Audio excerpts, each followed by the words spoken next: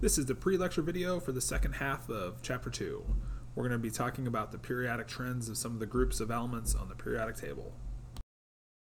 The periodic table can be divided into metals, nonmetals, and metalloids. The metalloids are in between the metals and nonmetals. So the metalloids generally are taken to be boron, silicon, germanium, arsenic, antimony, and tellurium. And then you have the metals opposite them on the periodic table, with the exception, of course, being hydrogen, and then the nonmetals on the opposite side of the metalloids. And so the metals have a characteristic set of properties, tend to be solids, with the exception, of course, of mercury. They tend to be malleable and ductile. You can pound them into sheets, stretch them into wires, and they usually have a luster associated with them. Non-metal compounds are associated with being either solids, liquids, or gases at room temperature, depending on the element. And the solid materials usually don't have a luster like the metals do, and usually the solids are more brittle. So you usually get more of a brittle solid instead of a solid that can be pounded into a sheet or stretched into a wire. And then you could also have some elements that are liquids, such as bromine, and then the gases, I'll draw squares, so like nitrogen, oxygen, fluorine, chlorine, the noble gases, and of course hydrogen. So metals differ from nonmetals in a lot of different ways. Metals, of course, tend to form cations. Nonmetals usually form anions. One exception for nonmetals forming a cation would be H+, but most of the others are forming anions. In fact, hydrogen also forms the H- hydride anion. So hydrogen's kind of unique in the sense that it forms both a positive and negative ion. The metals all go positive. So there's no example in a stable compound of a metal with a negative oxidation number or negative charge. So the metals are all going positive, losing electrons. Nonmetals usually gaining electrons, going negative. Again, the one exception being hydrogen. Most of the elements in nature are metals, so there's more examples of elements that are metals than nonmetals. So metals have a shiny appearance, that's a luster. They tend to conduct heat and electricity well. Think about iron, how fast a cast iron skillet heats up. You can pound them into sheets, stretch them into wires, that's malleable and ductile, what those means. Solids, with the exception of mercury, and they tend to have lower ionization energies than nonmetals. So they form cations more easily than nonmetallic elements. Metals differ from nonmetals in the way they react with, the way their compounds react with water. So metal oxides, like nickel oxide, if you throw that into water, what you get is nickel ion and then the oxide ion. Oxide ion reacts with water to make OH- ions. So O2- reacts with water to make two hydroxide ions. So what ends up happening is an H+ ion is taken off of water, leaving behind the OH group, and then forming an OH. So you get two OH- for every O2- that reacts in water. And so your metal oxides then dissolve in water and form a basic solution. So these are generally termed to be basic oxides, in that they form basic solutions. You can also react the basic oxide with an acid. So you can take something like NiO and react it with something like HNO3 and form nickel nitrate and then H2O. So you can neutralize your hydroxide ion with the H+ and make liquid water. Now nonmetals, on the other hand, form a different type of, or a little bit different than their nature. So the properties of nonmetals include that they exist as solid, liquid, or gas, depending on the element. And there's a lot of examples of both, like you have carbon, sulfur, phosphorus. Just for some examples of solids, liquid, the only one would be bromine, and then gas, a lot of them like H2, N2, O2, etc.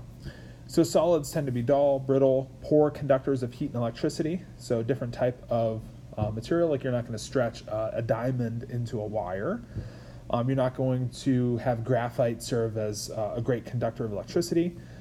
Another property of nonmetals that kind of gives them their their properties, one of their major properties, is that they have large negative electron affinities, so they form anions more readily than the nonmetals. So large negative electron affinities, relatively favorable to form anions, and then they have relatively high ionization energies, so relatively unfavorable to form cations.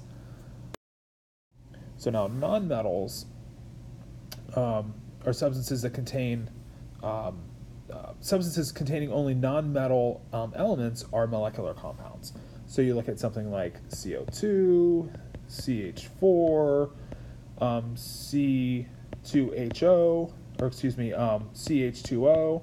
That these compounds here only contain nonmetal elements. These are molecular compounds. So molecular compounds are characterized as containing only non-metallic elements. And so most nonmetal oxides, if you look at the oxides of nonmetals, they tend to be acidic. And so if you take something like NO2, add this to water, you can form HNO3. And so that's an acid. So you tend to have things like nonmetal oxides reacting with water to give acids. And the acid you get depends on the particular nonmetal oxide. So you usually get acidic oxides with nonmetal oxides, and you get basic oxides with the metal oxides. So a simple recap here of the differences between metals and nonmetals. Metals are shiny, have a luster. Nonmetals don't have a luster. They vary in color. Solids are malleable and ductile, and the solids of nonmetals are brittle. Some can be hard, but they're still very brittle in their nature, and they're not going to be stretched into wires or pounded into sheets. Metals conduct electricity well, heat and electricity, and nonmetals are poor conductors. Metal oxides are ionic solids that are basic when they're added to water, form a basic solution containing hydroxide ions, and then the nonmetal oxides tend to form acidic solutions. Metals form cations in aqueous solution, so metals are going to lose electrons, be oxidized to metal cations, and anions are going to be reduced to metal anions. Metalloids have some interesting properties in that they have some of the properties of metals and nonmetals. One of the major properties of metalloids is that they serve as electrical semiconductors. So that's an interesting blend of metals being good conductors, nonmetals being non-conductors, and metalloids being somewhat good conductors of electricity. And one of the meanings of this, if you think of a nonmetal, what the idea of a nonmetal is it has a big energy gap between where the filled electrons are and the next higher energy orbital where electrons can be placed into to conduct those electrons through the substance or through the material. And so then if you think of a metal, metals have essentially no band gap. So they have a really small band gap, so they can move electrons to what often is called a conductance band, and those electrons can be conducted through the metal or through the wire. Then a metalloid oxide, or excuse me, a metalloid is then characterized as having like a reasonably large gap between those electrons and the next higher energy orbital that they can be excited into. So metals have a really small, what you might call band gap. Nonmetals have a really large band gap, and then the metalloids are a blend between the two, having a reasonably large band gap. And what's interesting with metalloids is you can kind of turn the conductance on and off, so they're good for the use as things like computer chips. So let's look at some group trends for elements in the periodic table. So group 1A, that's our metal oxides. That's our group 1A are the alkali metals. The next group would be the alkaline metals. So this would be like the lithium group. This is the magnesium group. 6A is the oxygen group, sometimes called the chalcogens, but calling them the oxygen group is usually less confusing. Group 7A are the halogens. 8A, the noble gases. Now, hydrogen is an interesting sort of element on the periodic table. If you compare the other metals in the periodic table, of course, they're metals in the alkali group. Hydrogen's the only gas, the only nonmetal in the group of alkalis. In fact, I would not even call it an alkali. It just happens to be in the same group as the alkali metals. Now, one of the major properties of hydrogen that separates it from lithium, sodium, potassium, the ionization energies of lithium, sodium, potassium are all around 500 kJs per mole. If you remember, like fluorine, chlorine, those elements, those are getting into about 1,500 kJs per mole. Hydrogen's ionization energy is about 1,300 kJs per mole.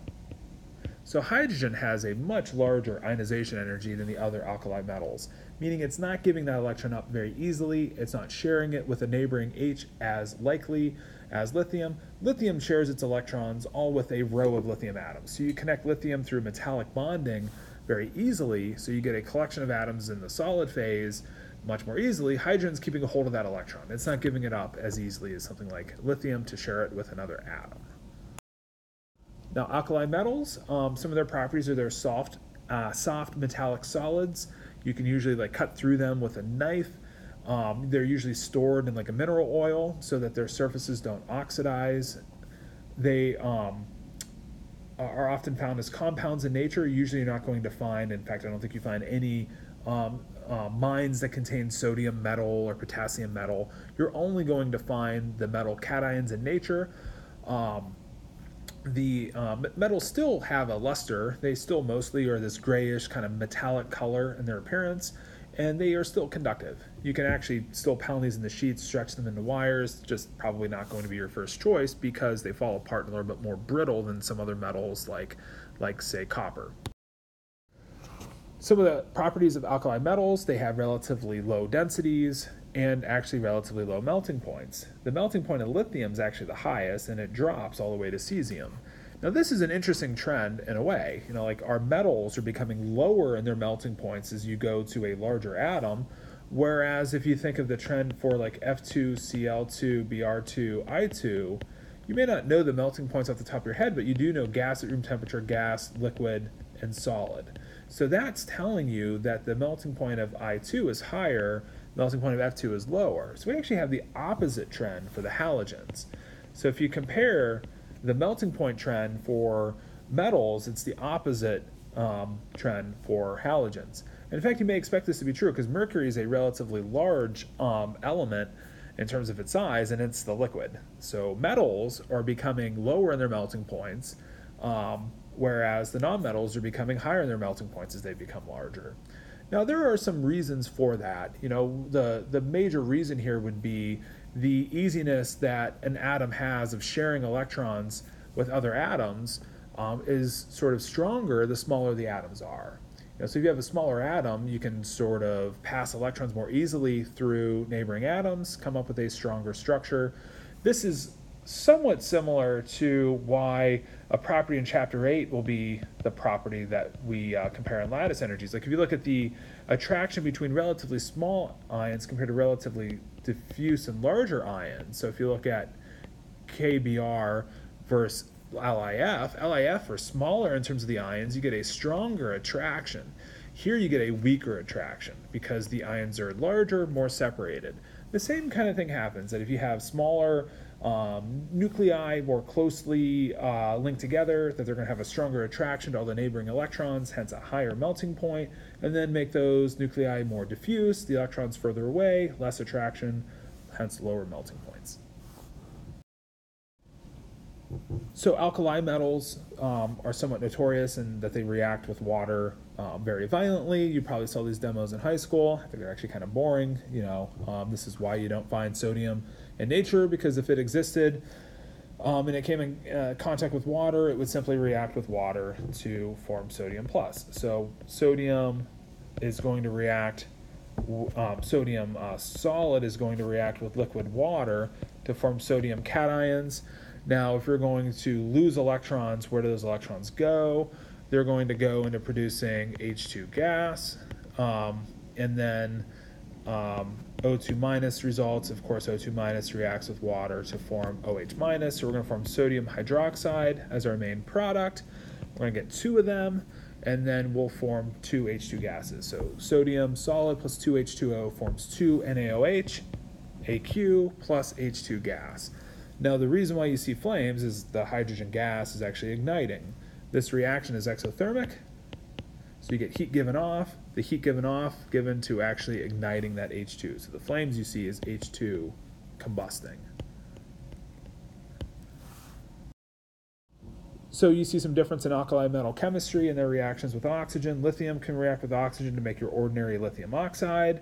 So you're forming lithium plus, O2 minus for lithium oxide.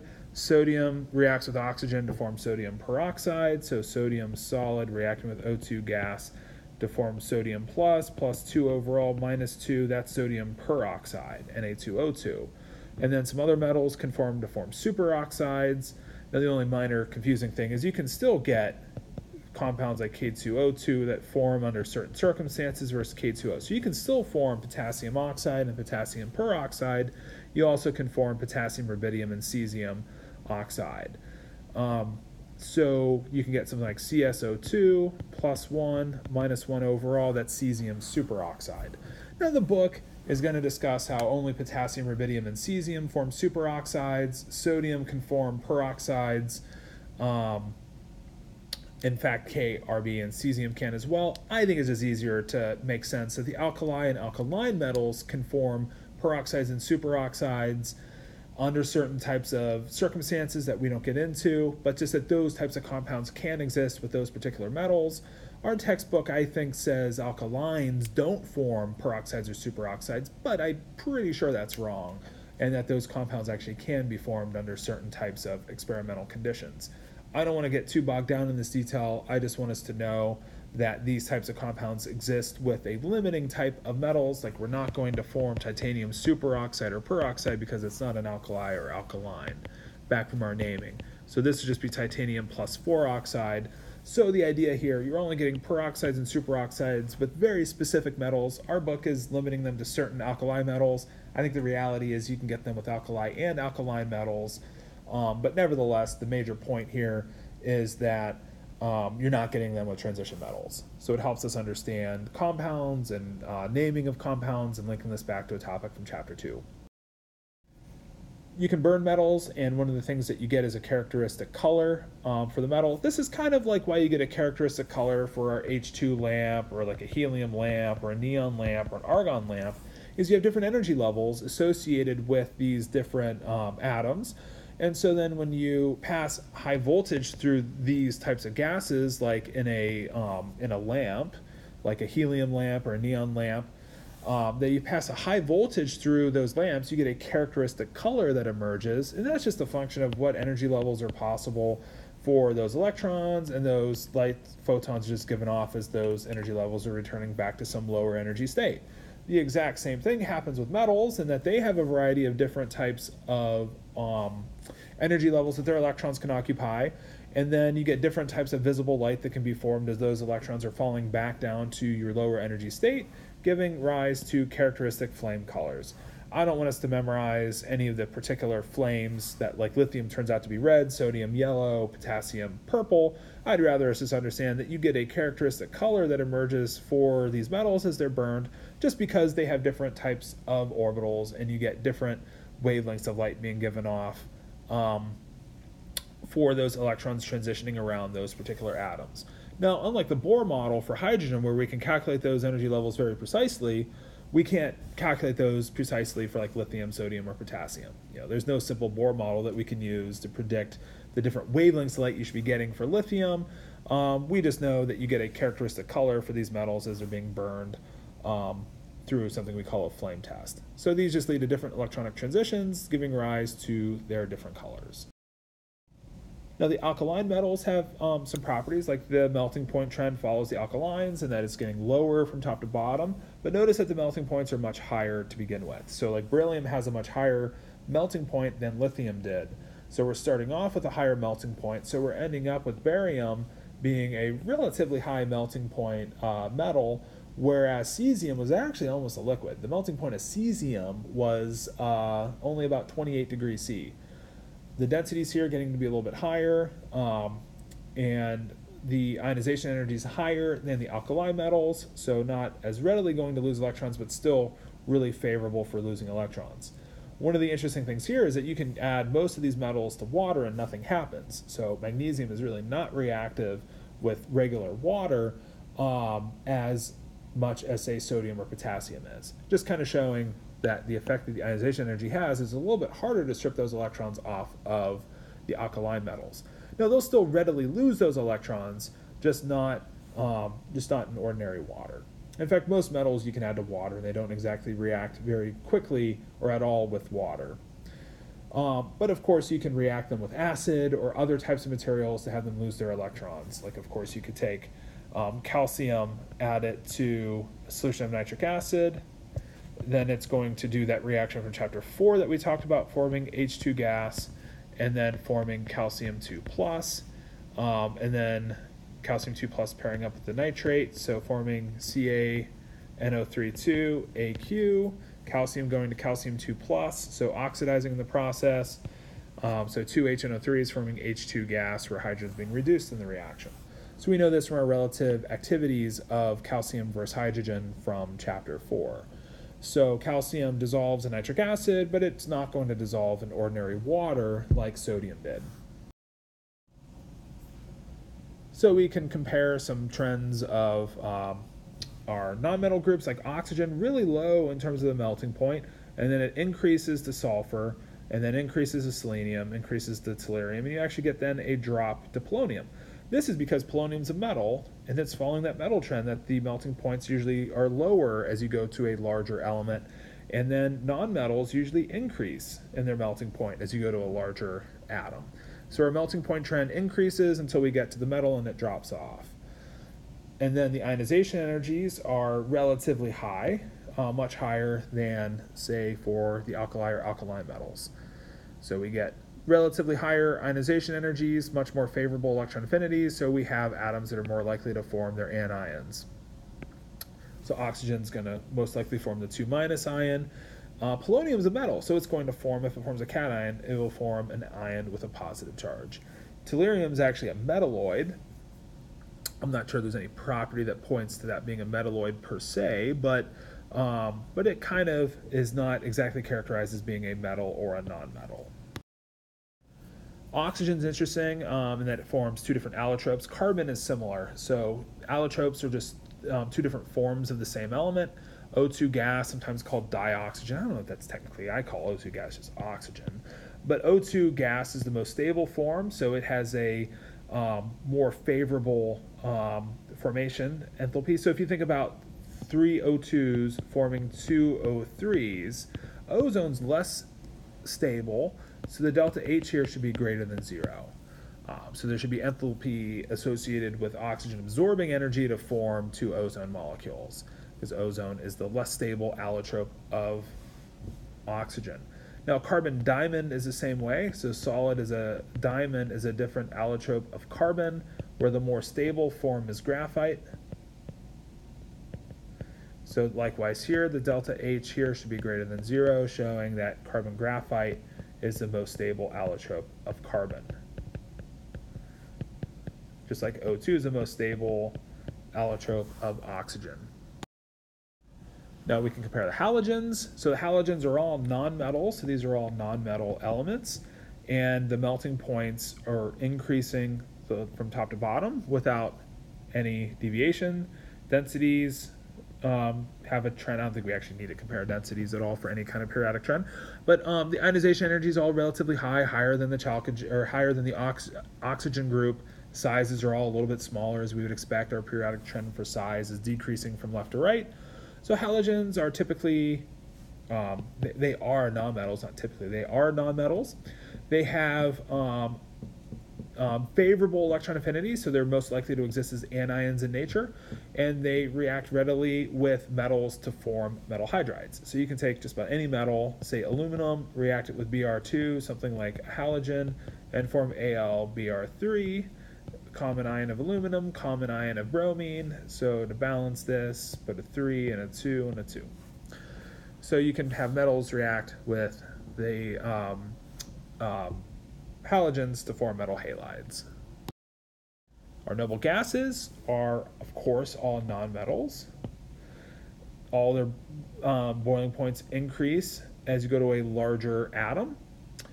The densities actually all increase quite nicely. The atomic radii are all really small, smallest elements in their rows of the periodic table in terms of the non-bonding atomic radius, and they also have the highest ionization energies. So you're not making cations easily from the noble gases, and you're not favorably forming anions. So hence these atoms are going to be just happy the way they are. So that's why they exist just as their gaseous atom. So they're not going to very favorably at all interact with each other. So stable gases at room temperature. And the boiling point of radon is still much below room temperature. So the boiling points are all really low. Helium's is almost at 0 Kelvin. So helium's boiling point is just above the lowest possible temperature any substance could ever be at. So noble gases, large ionization energies, electron affinities are all positive, so we're not forming stable anions. So they are very unreactive, and they exist as just a simple monoatomic gas.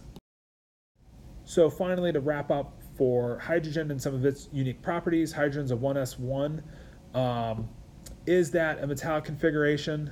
The answer is no. So H is a nonmetal. All the other NS1 configurations are metals, but hydrogen is a nonmetal. So hydrogen, there's actually an interesting paper that came out in Science about a year ago, and the Science, one of the major journals in the fields of science, that found that hydrogen, if you add enough pressure to it, actually can possibly form a metallic state. But this is going to be applying a tremendous pressure at a really low temperature to a hydrogen sample. So hydrogen actually may behave as a metal, just not very likely, or it's not going to do so at room temperature. So hydrogen's a nonmetal, at least at room temperature. That's perhaps the best way to put that. And so then, but hydrogen is unique in the sense that it's a nonmetal that forms a cation. So you can look at like HCl, and it's going to form the atom with the positive charge when it dissolves in water. And the particular reason why is just going to be that it's more favorable for it to do so compared to chlorine forming with a positive charge. So it's like your choice here will be, will H go to minus and chlorine go to plus, and that's just unfavorable. It's not as favorable as forming H plus and Cl minus. So even though hydrogen has a relatively high ionization energy, H plus still can exist within acidic solutions. But one of the reasons why has a lot to do with then the interactions the H plus has with the dipole of water. So you get this strong interaction, a bunch of waters will surround your H plus, and giving it a strong amount of stability. It's also really small. So the small H plus gets a really strong ion dipole force that we'll characterize a little bit more in chapter 11. But you get a really strong ion dipole force, and it's stronger with a relatively small ion. So remember, we talked about size of ions. So if you think of the size of H compared to H plus, the H plus is smaller than H. You lose the 1s orbital, you have really just one proton. So you get a really strong attraction of water around the H plus, whereas if you were to go to H minus would be bigger than H, and then you're not going to get as strong as a favorable interaction with water surrounding that larger anion. So maybe some complicated explanations, maybe some simple explanations depending on how you look at it. H plus, really high in terms of its ionization energy, but if you can replace that energy that hydrogen has to absorb to lose the electron with a really strong ion dipole force, then that's why hydrogen can be released as a cation from something like HCl when it dissolves in water. Okay, so that's our pre-lecture video for the second half of chapter 7. Hopefully that gives you a good idea of what to expect from this chapter. Thank you for the attention.